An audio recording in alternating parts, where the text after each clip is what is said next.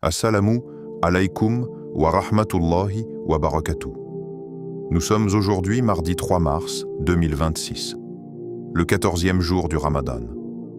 14 jours se sont déjà écoulés, et sans que tu t'en rendes vraiment compte, la moitié de ce mois béni est presque derrière toi. 14 levées de soleil sans eau, 14 couchers de soleil attendus avec patience, 14 journées où ton corps a appris à se retenir. Mais laisse-moi te poser une question plus profonde que la simple endurance physique. Ton cœur, lui, a-t-il changé? Ou est-ce que ton jeûne est devenu une habitude silencieuse, presque automatique? Un rythme auquel ton corps s'est adapté, mais qui n'a pas encore transformé ton intérieur? Le 14e jour n'est pas un jour ordinaire. Ce n'est plus l'élan du premier jour, cette motivation intense, cette énergie presque émotionnelle qui accompagne le début du Ramadan. Et ce n'est pas encore la tension spirituelle des 10 dernières nuits où chacun se réveille avec une urgence nouvelle. Nous sommes dans une zone intermédiaire, une zone calme. Et c'est précisément là que la sincérité se révèle. Quand l'excitation diminue, quand la fatigue s'installe, quand personne ne te félicite, quand l'effort devient discret, c'est ici que ton intention parle plus fort que tes émotions. Aujourd'hui, je ne veux pas simplement que tu jeûnes. Je veux que tu comprennes pourquoi tu jeûnes. Je veux que ton abstinence devienne conscience. Je veux que ta faim devienne confiance.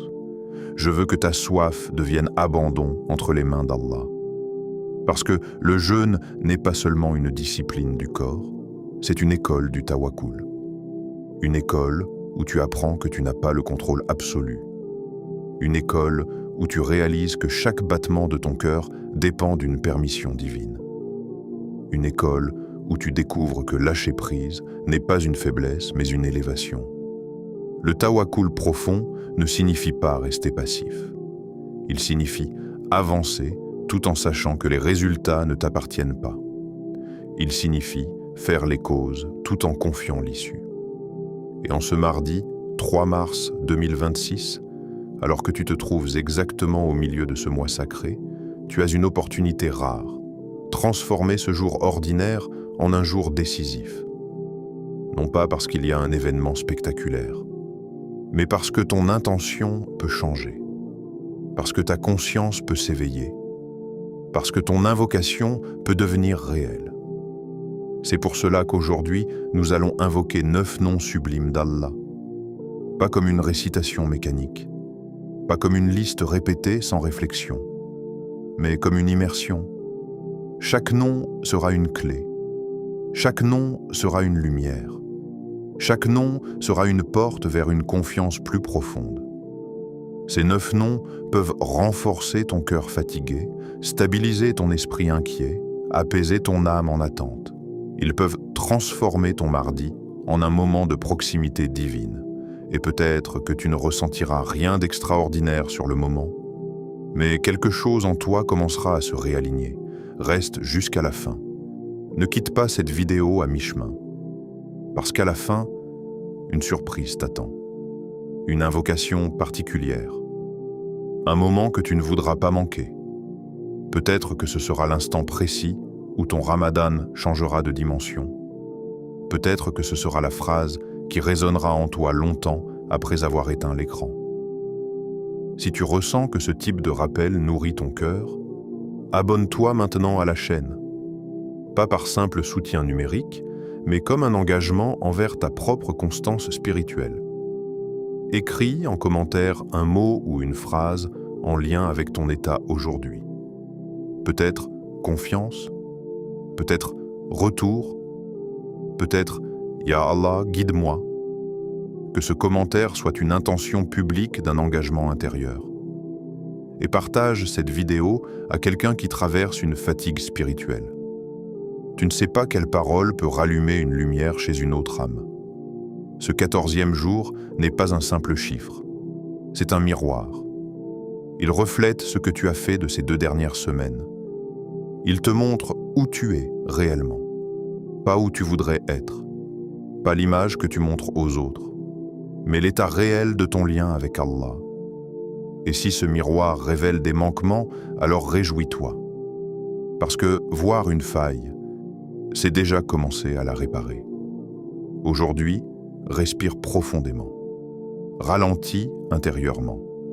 Mets de côté quelques instants les distractions. Nous allons entrer dans quelque chose de plus intime, quelque chose de plus stable que l'émotion, quelque chose de plus fort que la motivation passagère.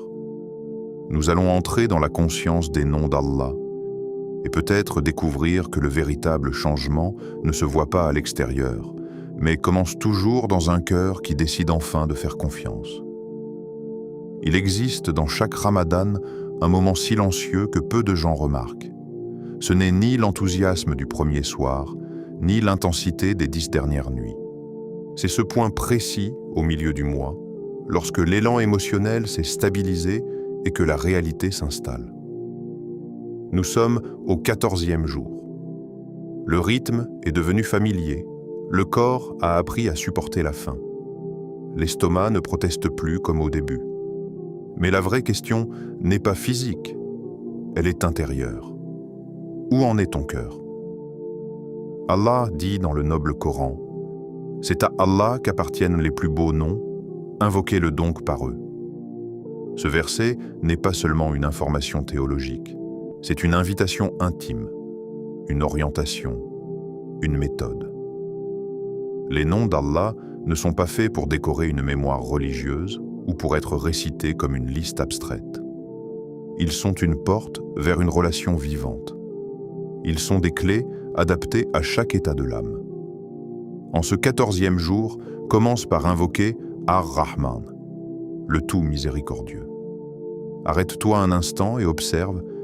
Si tu es encore debout après 14 jours de jeûne, ce n'est pas uniquement grâce à ta discipline. Si tu continues malgré la fatigue, malgré les responsabilités, malgré les distractions, c'est par sa miséricorde. Sa rahma n'est pas une idée lointaine. Elle est l'air que tu respires. Elle est la force qui te maintient lorsque tu crois être à bout. Elle est cette douceur intérieure qui te pousse encore à écouter un rappel au lieu de céder à la négligence. Regarde moins tes faiblesses et davantage l'océan de miséricorde qui t'entoure depuis le début de ce mois. Puis, invoque Al-Ghaffar, le grand pardonneur. Combien de fois es-tu tombé depuis le dernier Ramadan? Combien de promesses non tenues? Combien de retours en arrière? Le danger au milieu du mois, c'est de commencer à se juger avec dureté, de penser que l'on n'est pas à la hauteur. Mais Ramadan n'est pas une compétition de perfection, c'est une saison de pardon. Al-Ghaffar ne pardonne pas une seule fois, il pardonne encore et encore.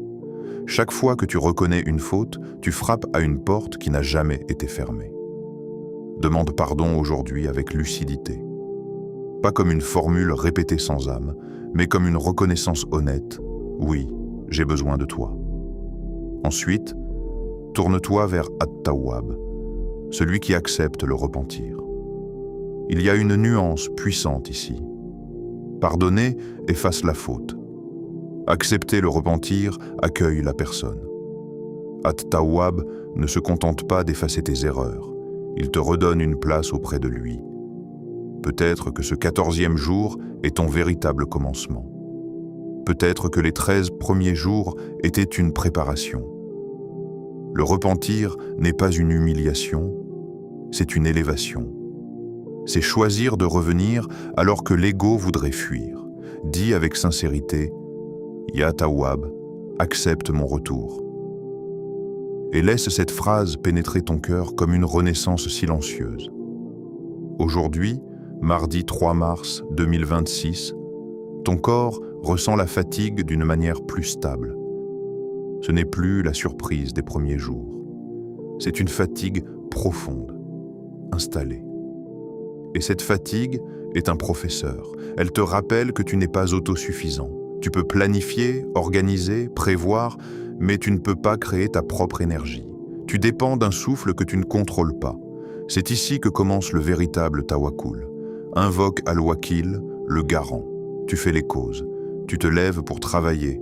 Tu accomplis tes responsabilités, Tu prends des décisions, mais les résultats ne sont jamais entièrement entre tes mains. Al-Wakil gère ce que tu ne peux pas gérer. Il orchestre des détails invisibles. Il protège contre des dangers dont tu n'as même pas conscience. Lorsque l'angoisse monte, répète intérieurement « Hasbiya Allah wa ni'mal wakil ». Cela signifie « Allah me suffit et il est le meilleur garant ». Cette phrase n'est pas une fuite, c'est une déclaration de stabilité, puis invoque Al-Fatah, celui qui ouvre. Combien de situations semblent figées dans ta vie? Une opportunité qui tarde, une relation compliquée, un projet bloqué, une épreuve qui s'étire. Au milieu du Ramadan, beaucoup se concentrent sur l'adoration extérieure, mais oublient que ce mois est aussi un mois d'ouverture. Al-Fatah peut ouvrir des portes que ton imagination ne conçoit pas. Il peut changer une trajectoire en un instant. En ce mardi, demande une ouverture précise. N'invoque pas de manière vague. Sois spécifique. Dis « Ya Fatah, ouvre pour moi cette situation ». La précision est une preuve de confiance. Invoque ensuite Al-Alim, celui qui sait tout. Il connaît ta fatigue mieux que toi. Il connaît l'effort invisible que tu fournis lorsque personne ne regarde. Il connaît la tentation que tu repousses en silence. Il connaît les pensées que tu combats. Rien n'est ignoré, rien n'est perdu. Parfois, le doute s'installe. Est-ce que mon jeûne est accepté? Est-ce que mes efforts comptent vraiment? Al-Alim sait. Et sa science est accompagnée de justice parfaite. Tu n'as pas besoin de prouver ton état aux gens. Il suffit qu'ils le sachent. La moitié du Ramadan approche. À ce stade, deux catégories apparaissent. Ceux qui ralentissent et ceux qui se recentrent. Certains perdent de l'intensité. D'autres découvrent une profondeur nouvelle. Tu peux décider aujourd'hui dans quelle catégorie tu veux être. Invoque Ash-Shakur, le reconnaissant. C'est un nom bouleversant. Allah n'a besoin de rien, pourtant il se décrit comme reconnaissant. Cela signifie qu'il valorise le moindre effort sincère. Un sourire, malgré la fatigue. Une patience face à une provocation. Une aumône donnée discrètement. Une prière accomplie avec difficulté. Rien n'est insignifiant. Ash-Shakur multiplie les petites actions jusqu'à les transformer en montagnes de récompenses. Cela change ta perspective. Tu n'as pas besoin d'actes spectaculaires. Tu as besoin de sincérité constante. Invoque ensuite As-Sami, celui qui entend. L'invocation du jeûneur, surtout avant le Maghrib, est précieuse. Même si elle est brève, même si elle est maladroite, même si elle est murmurée. As-Sami entend les soupirs, les hésitations, les mots inachevés. Il entend la mère inquiète. Il entend le jeune en lutte. Il entend le cœur fatigué. Ton appel ne se perd jamais dans le ciel. Et enfin, invoque Al-Qarib, le proche. Ce nom change tout. Allah n'est pas distant. Il dit « Je suis proche ». Proche par sa science, proche par sa miséricorde, proche par son soutien. En ce 14e jour, alors que la fatigue s'accumule, rappelle-toi que tu n'es pas seul. Il est plus proche que ton angoisse, plus proche que ton doute, plus proche que ton impatience. Le secret du tawakkul se trouve ici. Continuez à faire confiance même lorsque rien d'extérieur ne semble changer. Ô Allah, Ya Rahman, enveloppe-nous de ta miséricorde dans chaque instant de ce Ramadan. Ya Ghafar, pardonne nos fautes visibles et invisibles, celles que nous reconnaissons et celles que nous ignorons. Ya Tawwab, accepte notre retour sincère et raffermis nos cœurs dans la droiture. Ya Wakil, nous te confions nos affaires apparentes et cachées. Ya Fatah, ouvre pour nous les portes que nous croyons fermées et éloigne de nous les ouvertures qui seraient un mal.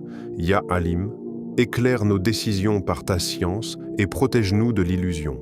Ya Shakur, multiplie nos petites actions et accepte nos efforts imparfaits. Ya Sami, écoute nos invocations en ce mardi 3 mars 2026 et réponds-y de la meilleure manière. Ya Qarib, rapproche-nous de toi plus que jamais et fais de ce 14e jour un tournant dans notre vie.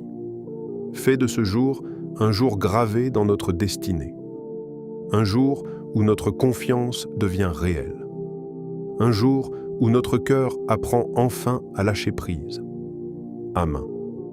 Le 14e jour du Ramadan n'est pas un simple chiffre inscrit sur un calendrier. Ce n'est pas seulement une date qui s'ajoute aux précédentes. C'est un point de bascule invisible. Un instant suspendu entre ce que tu as déjà vécu et ce qui t'attend encore. Beaucoup traversent le Ramadan sans vraiment le vivre. Ils jeûnent, ils rompent le jeûne, ils dorment, ils recommencent. Les jours passent comme une suite logique. Mais pour celui qui réfléchit, pour celui qui observe son propre cœur, le 14e jour est un miroir. Regarde en arrière. 13 jours se sont écoulés. 13 occasions de te rapprocher. 13 opportunités de demander pardon. 13 moments où ton cœur aurait pu s'ouvrir davantage. Peut-être as-tu progressé. Peut-être as-tu ralenti. Peut-être as-tu lutté contre une fatigue intérieure que personne ne voit. Peut-être as-tu gardé le sourire alors que ton âme était lourde. Tout cela compte.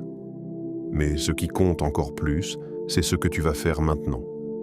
Le 14e jour peut être un tournant silencieux, pas forcément spectaculaire, pas nécessairement accompagné d'une émotion forte. Parfois, les changements les plus profonds commencent par une décision intérieure, presque imperceptible. Une décision que personne ne remarque. Une décision qui ne fait pas de bruit. Celle de dire « Je ne veux plus traverser ce mois distraitement. Je veux le vivre avec conscience. » Ramadan t'apprend à jeûner. Il discipline ton corps. Il te montre que tu peux supporter la faim, la soif, la frustration. Il te rappelle que tu n'es pas esclave de tes désirs. Mais le tawakkul t'apprend quelque chose de plus grand. Il t'apprend à vivre, à marcher dans l'incertitude sans trembler, à avancer sans voir la fin du chemin, à continuer malgré les retards, malgré les blocages, malgré les silences. Jeûner sans tawakkul peut devenir une routine. Tawakkul sans jeûne peut rester théorique. Mais lorsque les deux se rencontrent, quelque chose change profondément. Le jeûne purifie ton intérieur. Le tawakkul stabilise ton extérieur. Le jeûne t'apprend la maîtrise. Le tawakkul t'apprend la confiance. Et ensemble, ils forment un cœur solide, apaisé, aligné. Ne laisse pas ce mois passer comme les précédents. Ne laisse pas le 14e jour devenir un souvenir flou parmi d'autres jours semblables. Parce que tu ne sais pas si tu revivras un autre Ramadan. Tu ne sais pas si tu auras encore une occasion de te tenir au milieu d'un mois sacré en train de réfléchir à ton état intérieur. Beaucoup auraient dit voulu être à ta place aujourd'hui. Beaucoup auraient dit voulu ressentir cette fatigue bénie, cette faim qui purifie, cette soif qui élève. Ce jour peut être le moment où tu décides d'arrêter de lutter seul. Le moment où tu choisis réellement de confier tes affaires à Allah. Le moment où tu comprends que la paix ne vient pas quand les problèmes disparaissent, mais quand la confiance s'installe. Il y a des épreuves que tu portes depuis des mois, peut-être même depuis des années. Des questions sans réponse, des attentes prolongées, des prières qui semblent suspendues. Et pourtant, tu es encore là. Tu jeûnes encore. Tu invoques encore.